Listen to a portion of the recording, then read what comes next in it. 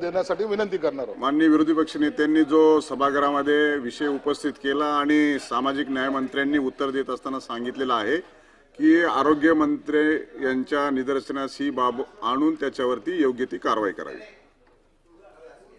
आता ते काही निवेदनावर आपण काय बोलणार?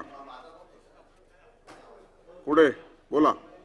नाही, हा नक्की प्रश्न कुठल्या खात्याला, तो आपण प्रत्येक खात्याचा अधिकार त्या मंत्र्यांनी घ्यायचा का त्या मंत्र्याचा दुसऱ्याने उत्तर द्यायचं आणि मग परत त्या लोकांना सूचना म्हटले नवीन पॉईंट सभागृहात येतो।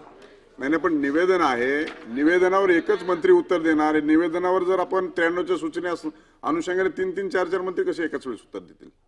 त्यामुळे या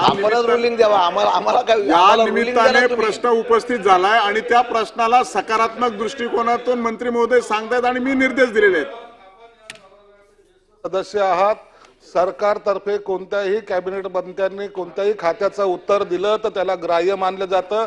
हा नियम आहे आणि हे या सभागृहामधली पद्धत आहे।